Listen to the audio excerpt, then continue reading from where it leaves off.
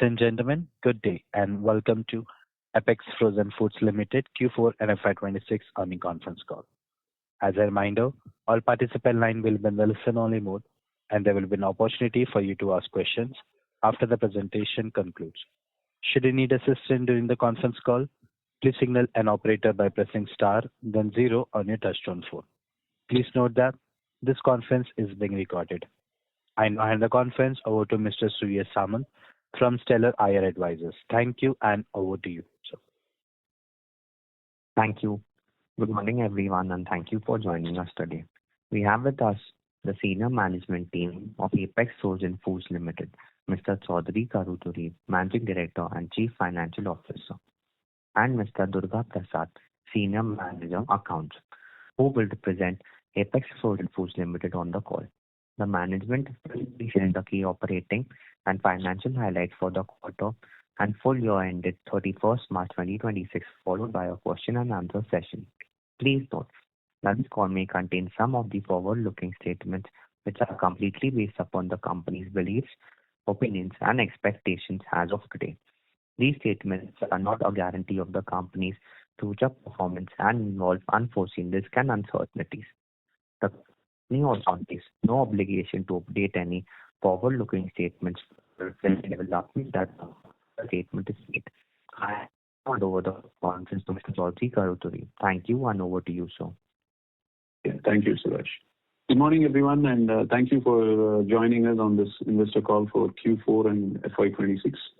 We have uploaded the investor presentation on the website of the stock exchanges, and we do hope that you have had a chance to go through it. As highlighted earlier, we continue to broaden our global footprint through geographic diversification over the past 3 years and more, which helped us pivot in FY26, wherein one of our largest markets, USA, faced disruptions due to first tariffs and later on due to war-led transport issues, logistics issues.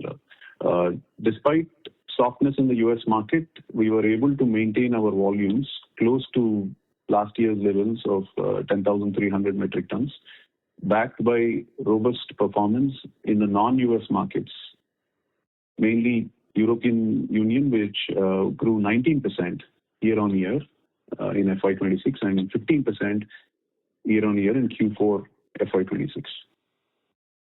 For the first time in Apex's history, non-US export markets became the largest contributor to sales in FY26, accounting for almost 52% of the total sales mix.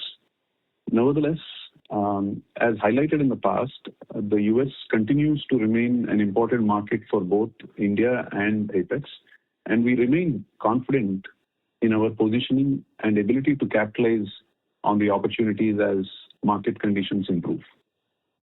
Now, coming to our financial performance for Q4 FY26 and FY26. In FY26, we delivered a healthy revenue growth of 14% year-on-year to rupees 931 crores, driven primarily by firm global shrimp prices and favorable currency movements.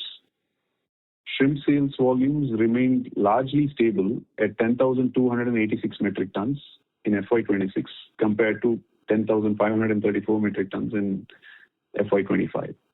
Stable farm gate prices year-on-year, along with ongoing cost efficiency initiatives, supported profitability as the EBITDA grew 145% year-on-year to rupees 73 crores, with EBITDA margins expanding by 405 basis points to 7.7%. Profit after tax increased to rupees 39 crores compared to rupees 4 crores in FY25, reflecting a strong growth of 902%. In Q4 FY26, net revenue for the quarter stood at 168 crores compared to rupees 197 crores in Q4 FY25, while sales volume stood at 1,912 metric tons versus 2,349 metric tons in the corresponding period last year.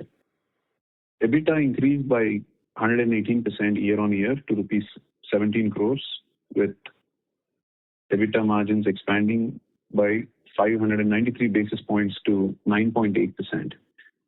Profit after tax stood at 8 crores, rupees 8 crores, registering a growth of 296% year-on-year. Coming to the balance sheet, we continue to focus on strengthening our financial position through disciplined debt reduction and strong cash generation.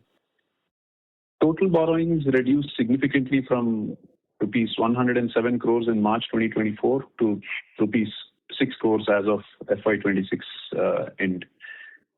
Net debt to equity stood at negative of 0.02x, supported by robust cash flows from operations of rupees 96 crores during FY26 versus rupees 54 crores in FY25.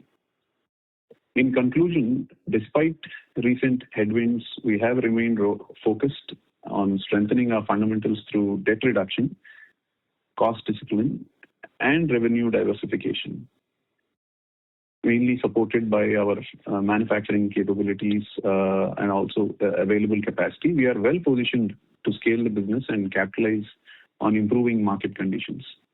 We will continue to diversify across markets, enhancing resilience and creating a strong foundation for sustainable long-term growth. With that, we can now open the floor for a question and answer session. Thank you very much. Thank you, sir. Ladies and gentlemen, we will now begin with the question and answer session. Anyone who wishes to ask a question may press star and one on their touchtone telephone. If you wish to remove yourself from the question queue, you may press star and two. Participants are requested to use handsets while asking a question. Ladies and gentlemen, we'll wait for a moment while the question queue assembles.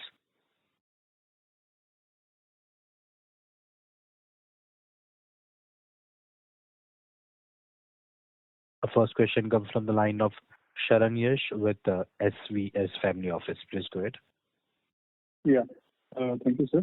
My first question would be, if we really see the EU has grown quite well in the last 2 years, it has been doubled, while US contribution in terms of the absolute remains around 500 crores, which was erstwhile around 700 crores. So I understand the impact of tariff, but going forward, if the tariff issue is behind us, so this revenue should scale back to 700. Is my understanding correct? The volumes should be scaling back for the US market. To answer your question, the revenue, of course, is determined based on the realization, the unit values, of course, in dollar terms as well as the currency realization. But definitely the volumes to the US will be scaling back as in the past. Now with the tariffs being brought down to a lower level of around 10%. So yes, that eventually it will result in a scaling back of revenue also. But mainly the volumes are going to come back. So obviously that the end result will be the revenue growth also.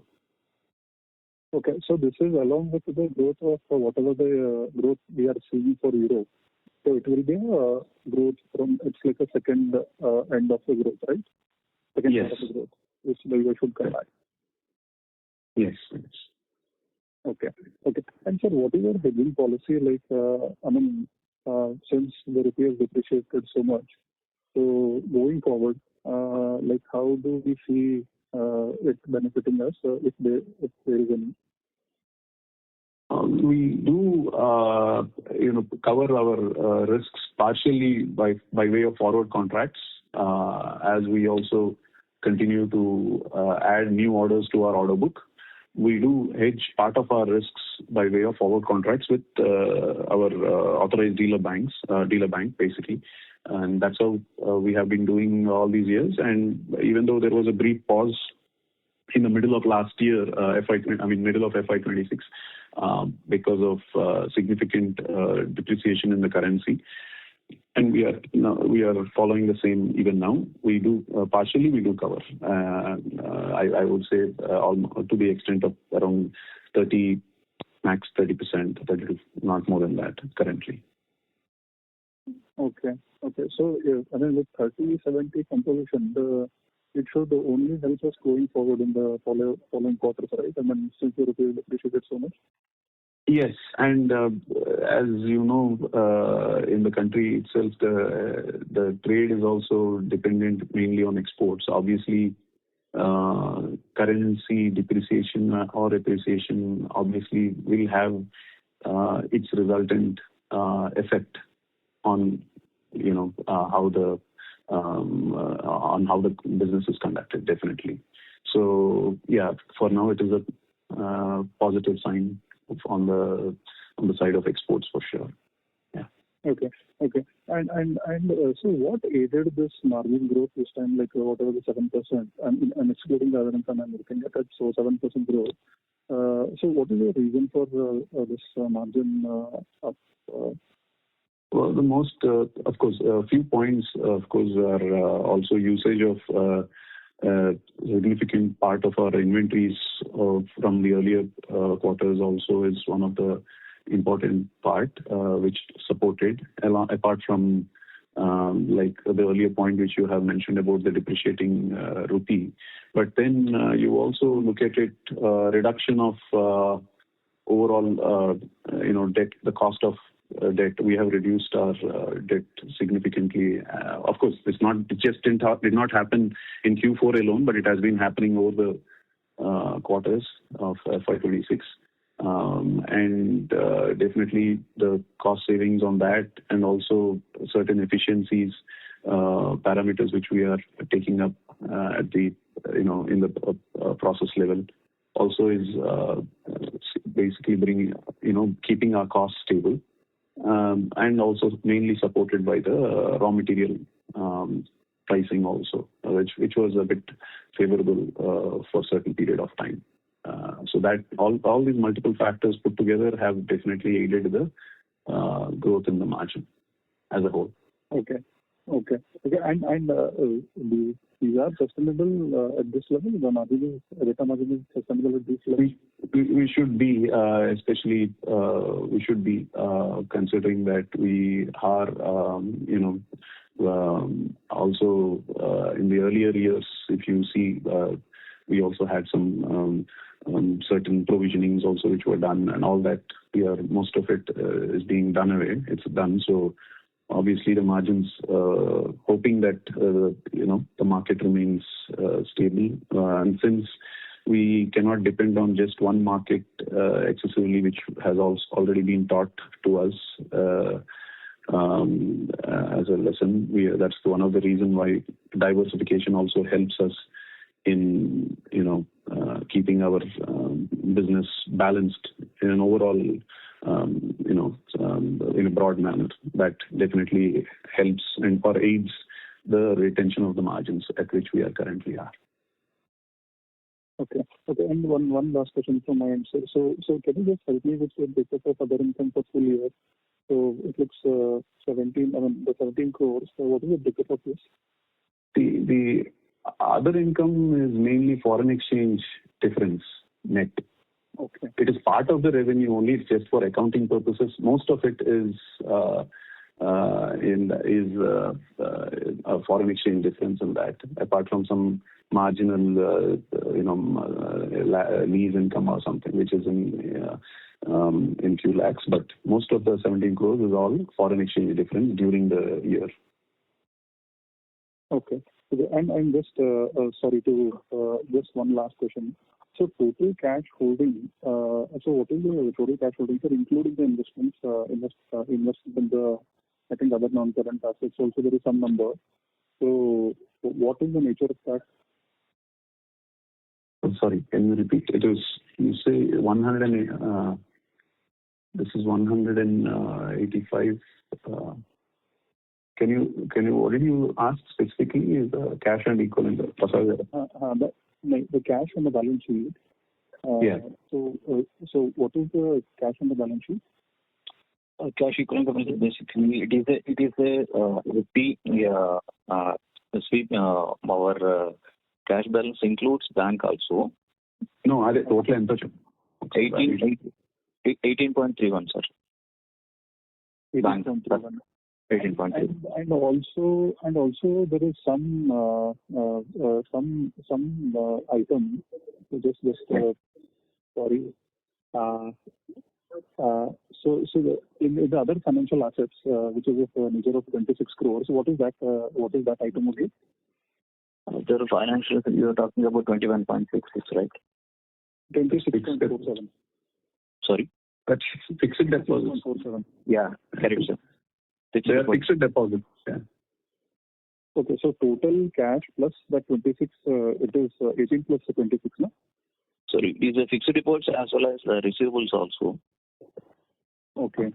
Yeah. Okay. Thank you, sir. Thank you. Thank you. Ladies and gentlemen, anyone who wishes to ask a question may press star and one. Our next question comes from the line of Bhaskar Kandrar with 3 Head Capital. Please go ahead. Yeah, good morning. I'm audible. Sir, Yes, my question on our before we built around 1900 metric tons. And what was the volume was last year Q4? Sorry. Hello? What was the volume last year Q4 FY25 volume? Last year for Q4 FY25, it was this year it was total sales was 1,900 metric tons. Last year it was 2,300 metric tons. 2,300 in Q4. Yes. That means volume was reduced. Was margin improved due to currency favorable movement or favorable price movement of our product. Am I correct? No, you say the quantity has reduced, of course, in Q4 FY26 because of certain during the holiday time in India. I mean, in January there was shortages of worker issues. I mean, worker related issues. But you are asking about the margins specifically. Is that correct? Yes. Why was margin improved? Yeah, which we have stated also in our investor presentation also, as you see, mainly for Q4, what has supported is also a stable farm gate prices, which also helped us, and one of the major factor for having having a sustained margins during the quarter, even if the volume has come down. And my next question on FY27, what will your product, because the US market now stabilized and Euro market also doing good. That means FY27 volume was too than this year. Yeah, FY27 we expect to have of course, increase in volumes overall.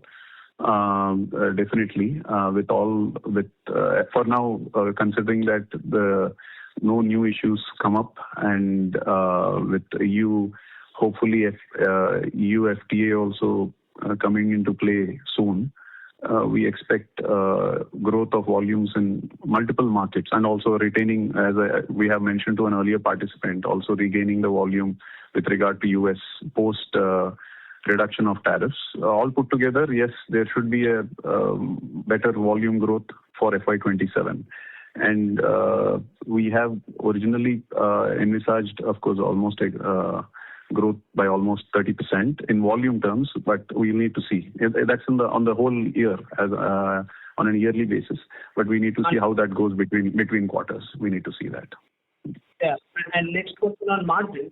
As you mentioned, our steady-state margin this year of margin will be retained next year. Are you telling about Q4 margin or FY26 margin? Sorry? What will be our margin guidance in FY27? No, we said we would be able to sustain these margins what we have currently. Currently means Right. FY26 or Q4 FY27? FY26. FY26, right? That's what was the question also, whether we would be able to sustain these margins going forward. And my last question on ready-to-eat category. So last year, what was the revenue mix from ready-to-eat category? For the Q4, it was 12%. And last year? No. For the Q4, sorry. For FY26, it was 12%. For FY25, it was 10%. Okay. That's it from my side. Thank you, sir. And best of luck. Thank you. Thank you. Our next question comes from the line of Siddharth with iThought PMS. Please go ahead. Hi, sir. My first question is, what is the current tariff on your products in the US? The tariff is with regard to the IEPA tariff, which got levied last year. It is which went up almost all the way till 50%. Now it is currently 10%. So post the FTA, is it going to reduce further or? I don't know, with the US. Yeah. We do not have the details of the FTA with the US as of now. We were discussing about the FTA related to EU and UK. But with regard to the US, we do not have any details as of now. But currently, all the countries, I think most of the countries are all paying a 10% tariff. That has been. US. As far as US is concerned, we are paying a 10% tariff in regard to tariff. So that is the present situation. In the last phone call, you said that 18% would be the effective tariff in the US, right? That is 18%. In the case of tariff, it was 18% at that time. And if you remember, it got reduced subsequently to 10%. Okay. Yeah, it has been reduced to 10%. Yeah. So, right now in the US, because of the currency movements and because, let's say, Ecuador's currency is the US dollar, so I am guessing that you would have some advantage over them in terms of pricing, right? There could be pricing in the sense of realization in rupees. If that's what you are implying? Yeah, it could be, but at the same time, we also need to factor in various costs also, right? So there would be some where we cannot really. Of course, their costs are based on in dollars, like you rightly said, because their currency being in dollars. But in our case, with depreciating currency, there are certain advantages which we can see, as we realize higher. In fact, we had also responded to one of the earlier participants that a significant part of the foreign exchange difference was quite high. I mean, the net gain of foreign exchange difference in the current year was quite high, mainly attributed to the depreciation of the exchange rate, currency currently. Are you realizing the forex gain, or are you cutting the end prices in the US to gain market share from the Ecuador? That's what I'm asking. Not really, because one important point is that in any case, in case of a depreciating rupee, finally it also gets passed on, depending on the situation, it also gets passed on to the end producer, which is the farmer, at the farmer level, because obviously there is competition overseas, as well as there will be also demand supply situation even in the country, right? So it's not really a point that there is a depreciation in the currency, it will be passed on to the customer, because our order book is not something like the currency is depreciated today, and hence we are going to realize the money this month, because it's always whatever orders we sell, typically the payments are received only after 70 to 90 days, because for the order to take up to get shipped itself, it takes minimum of 30 days, and subsequently it takes another minimum 40 to 60 days for realization of those proceeds. So it's not true that in case of a depreciating currency, any such benefit would be passed on to the customer, because there are also situations where the currency also appreciated at certain times. So it's not a fact. As I told you, this also would result in on the costing here also. That will also be changing accordingly. Understood. So one more question I have is EU volumes, import volumes, not from India, from Ecuador is a little low in the last 2-3 months. India's base is lesser, but the volumes are growing. And US now coming to 10% tariff. So how do you see the demand outlook in these two markets and the supply, which is mainly India and Ecuador? How do you see this landscape? Well, see, as far as Europe is concerned, the type of product which Ecuador does mostly to Europe is the base commodity product, which is head-on, shell-on.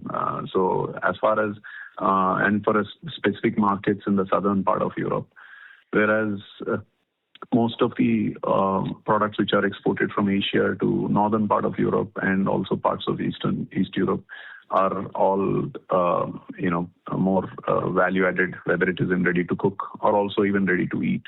So these are two different category of products which can't really be compared. And as far as their exports being reduced to Europe, and maybe they have been picking up in some other markets, some other countries, maybe whether it is in China or USA, it depends. But for us, we have anyway been diversifying over the years into the European Union, and Apex will continue to do that into other markets in general. And positive factors like FTAs will definitely help us more, and as they get implemented. I think UK will be the first one to implement sometime soon, very soon, and followed by EU more towards maybe the end of this calendar year, hopefully. And they will definitely help us to gain more volumes out of the EU especially. And as for us, our products, we are well placed with regard to having a good market share and actually growing them further also in the European Union especially. That's with regard to the US market. European Union market. Yeah. With regards to the US?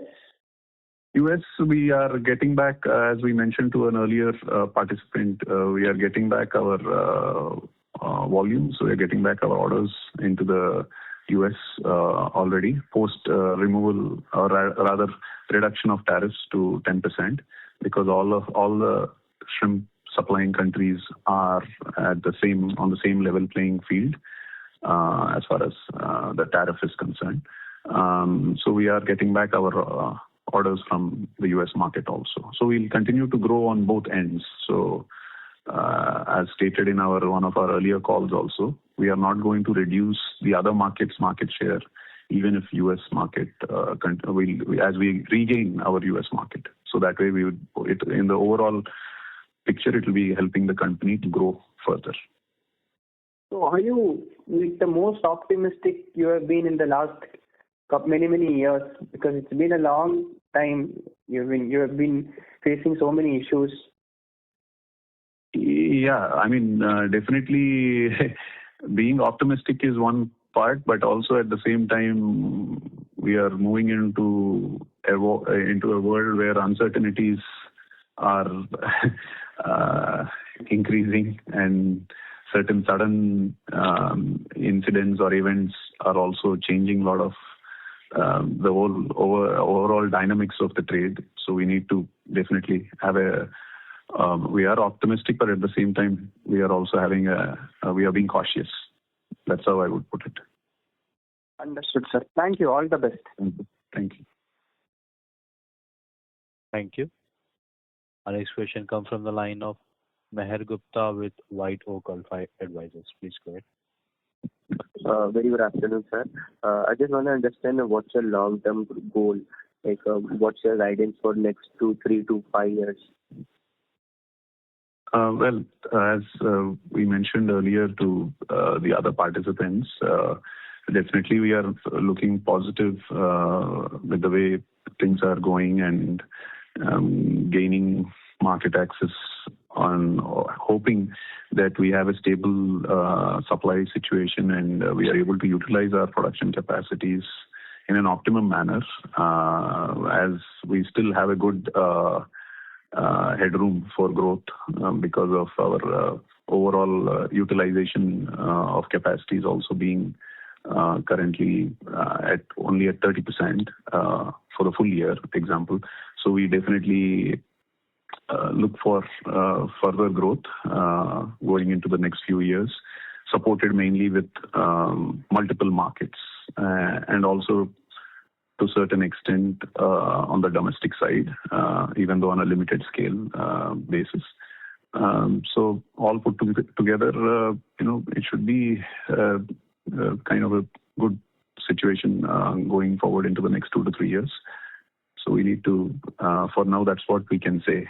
And as we also mentioned that we have planned a volume of around roughly around 14,000 metric tons, but we need to see how that goes with with other factors influencing our overall productions. And because sales wise there's no issue, we are growing our order book, but then production is one part, and also logistics continue to play a big deterrent with regard to equipment support, the vessels, the shipping vessels schedules.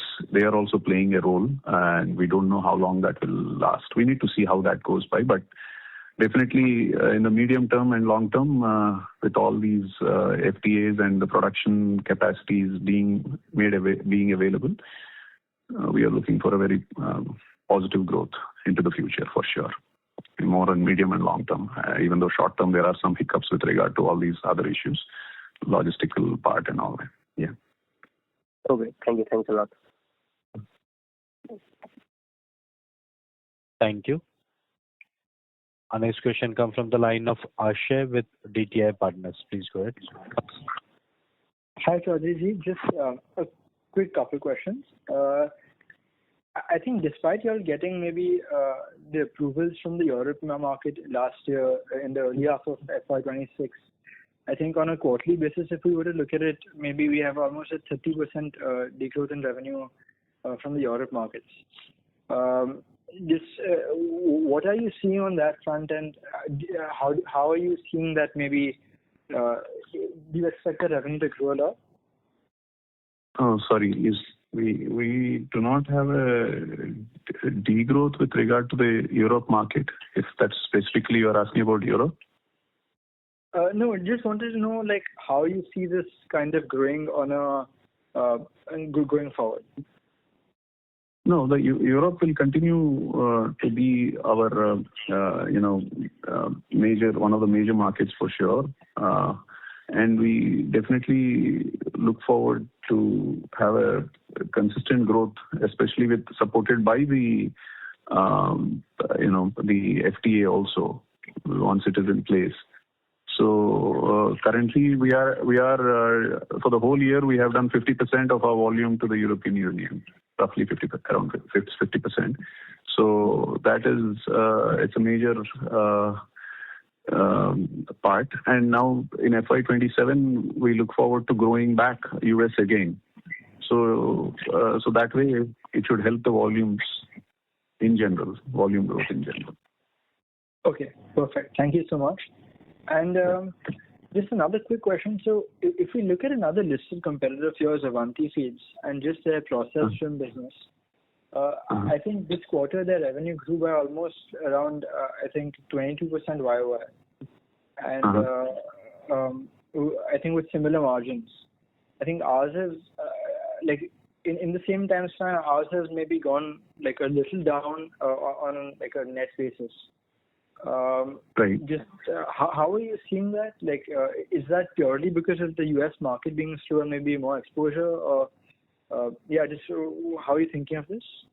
Well, it depends. I wouldn't be able to much comment on the products or the volume, the different products what they handle or the markets which they handle specifically, and also their capacities, what different companies have, whether it is the A company what you mentioned or it is some other B company.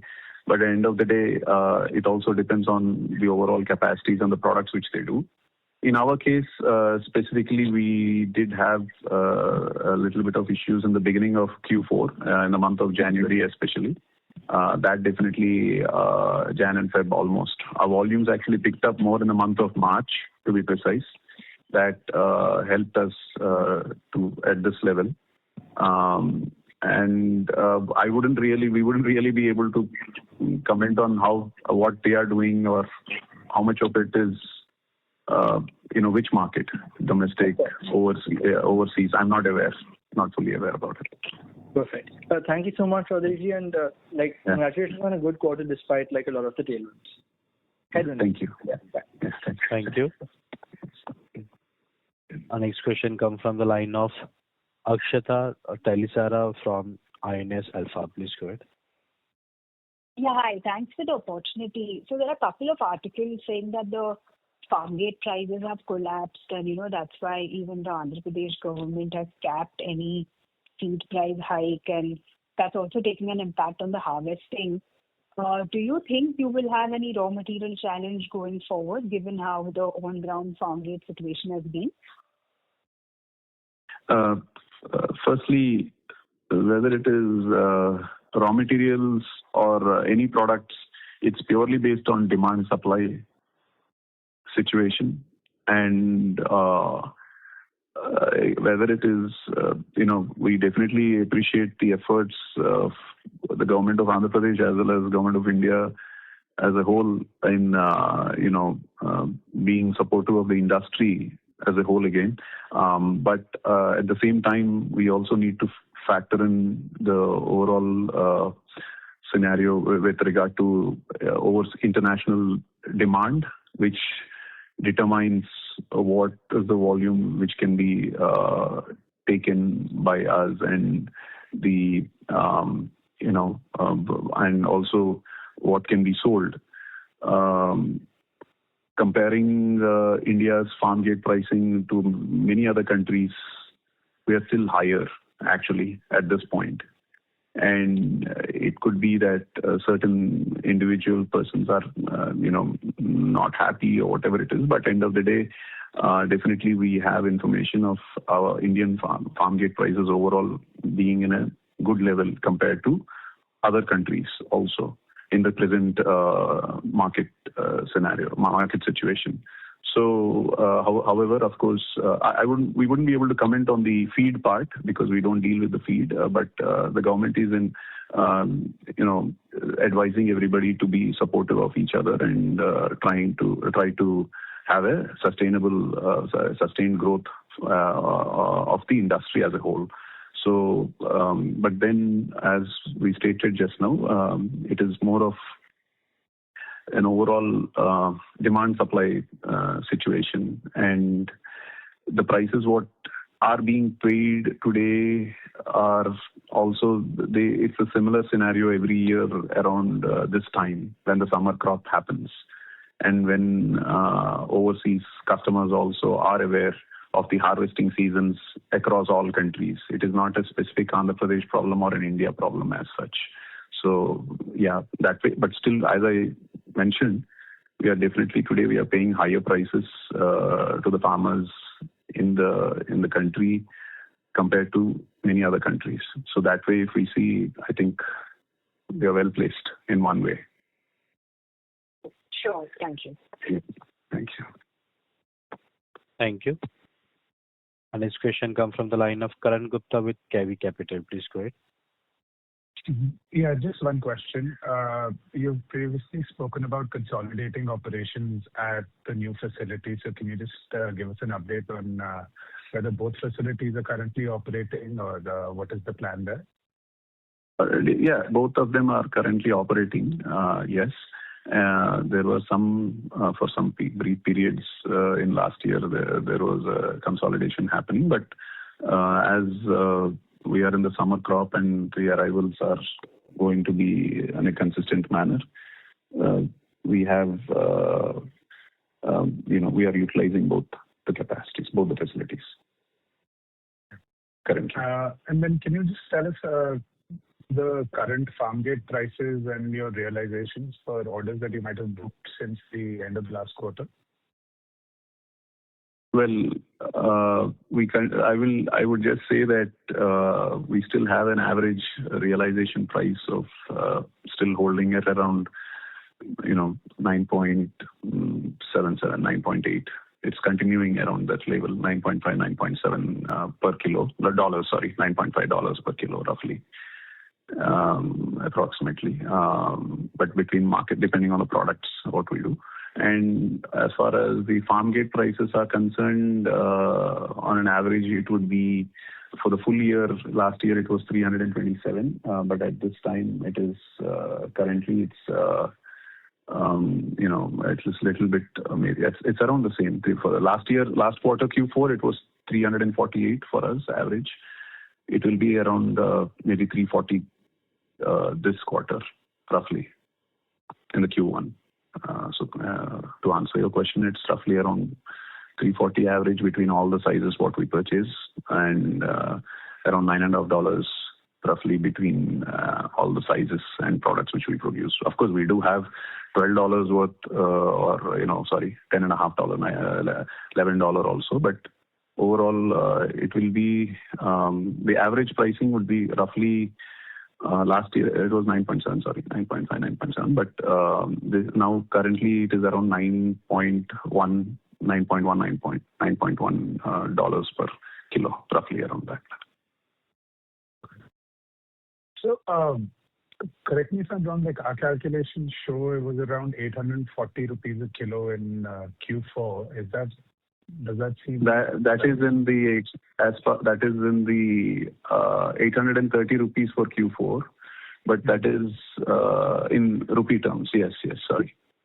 That is in rupee terms. Again, please understand that there's also a depreciation of the currency which matters, right? Also, I mean, the currency movements also affect the realization in rupee terms. I was just giving you the dollar terms roughly, around $9.10, $9.20, roughly around that level. Okay, so there would be, so for the current quarter, there's an approximately, say, 7 to 10% increase in rupee realization. We wouldn't know until the end of this quarter how it will, because we don't know what's going to happen next week with regard to the dollar or rupee movement, right? Please. Fair enough. Yeah. Okay. Thank you very much. Thank you. Thank you. Ladies and gentlemen, anyone who wishes to ask a question may press star and one. Our next question comes from the line of Tushar Tiwari with Finhouse Capital. Please go ahead. Hi, thanks for the opportunity. Am I audible? Yes, please. So just wanted to get some color on this export benefit, whether this export benefit will continue in the future, and will it continue with the same incentive percentage-wise? Any input on that perspective? For now, as of now, what we understand is they will be continuing unless there is a policy change. But at the same time, please understand the benefits or incentive what you claim. It's more of a currently whatever benefits we get is more of purely more on account of reimbursement of various indirect taxes which have been paid during the making of the product. And it's not really as an incentive as such. It's more of a reimbursement, rebate of various duties and levies which were paid. So that, as of now, we believe, we understand there's no change in the policy. We believe it's going to remain around that level between 5.5% to 6%. But that is subject to, again, there are caps involved, and unless there is a change in the policy in term, in between, we don't really see any variation, any much of change on that account. So that is there for now. We don't know until there is any change in the policy as of now. So for now, it's there. Okay. Thank you. Thank you so much. Yeah, thank you. Thank you. Our next question comes from the line of Bhaskar Kandrar with 3 Capital. Please go ahead. Yeah, thank you for the time. Sir, can you revise can you clarify one more time our procurement cost and realization? So average procurement cost for the quarter Q4 FY26 was 348 rupees. And realization for the full average realization was 830 rupees. In rupee terms, it was 830. Rupees 830 per kg. Yeah. And my next question on Middle East crisis. Do you see any negative effect on our margin due to the Middle East crisis and logistic cost increase and logistic time also increase? Do you see any effect on our? There are some marginal costs on the freights. It's marginal for now. There has been some marginal increase on ocean freight, but because of the point what you have mentioned.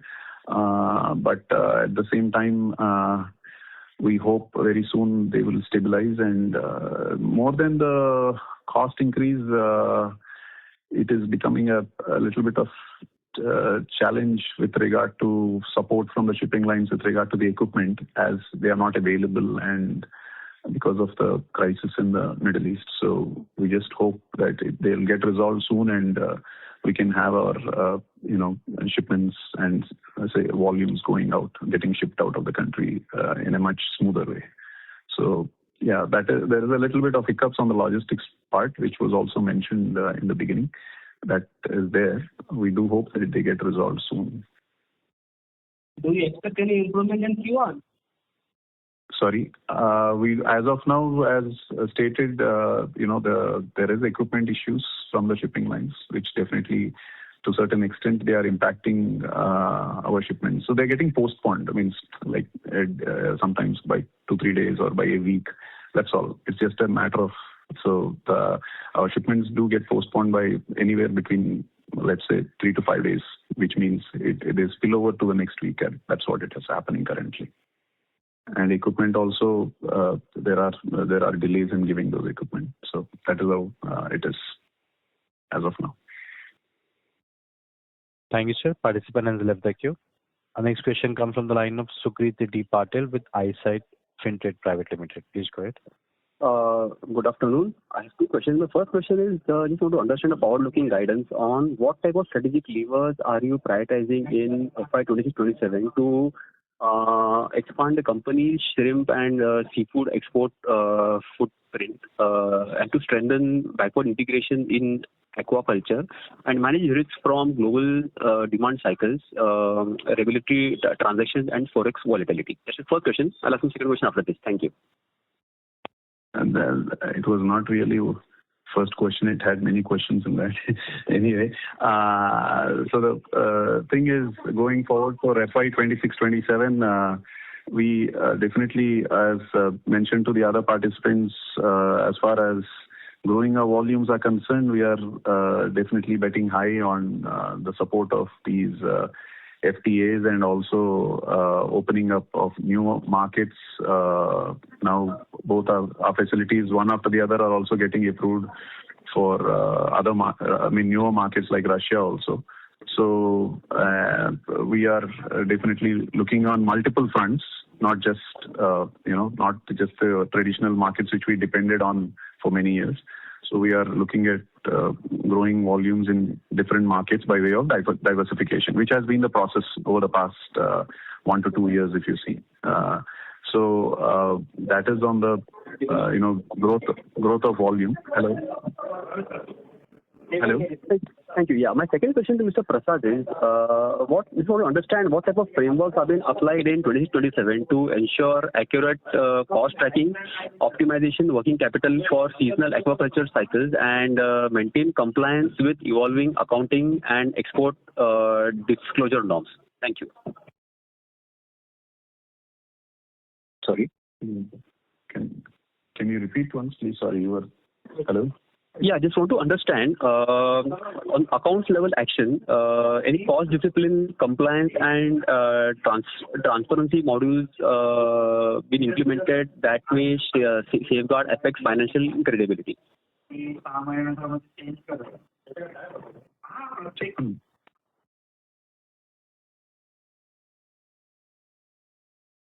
Yeah, Martin, hello? Hello? Amit, just main cost point of view. Sir, just to let you know, the participant has left the queue. Yeah.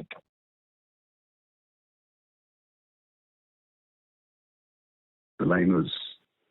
Yes, the participant has left the queue. If you still wish to answer, you may answer. Yeah, just check the same. Yeah, we are regularly following the India's compliances and disclosures also. Same way last year as well as this year also.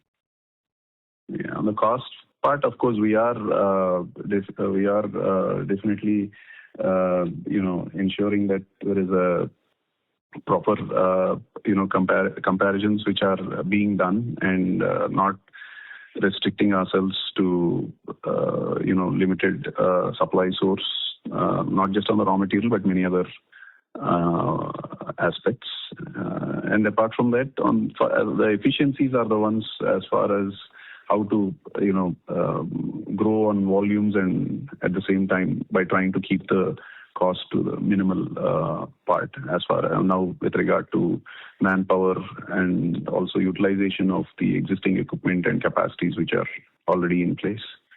I think that's it. Yeah, most of it is. Yeah. Thank you so much, sir. Yes. Ladies and gentlemen, that was the last question for today. I now hand the conference over to the management for the closing remarks. Thank you, and over to you, team. Yeah, thank you, one and all, for making it to our investor call of Q4 FY26. And we hope if you have any further queries and for clarifying, please, you can always reach out on the email address ir@apexfrozenfoods.com. Thank you very much and have a nice day. Thank you so much, sir. Ladies and gentlemen, on behalf of Apex Frozen Foods Limited, that concludes this conference. Thank you for joining us, and you may now disconnect your lines.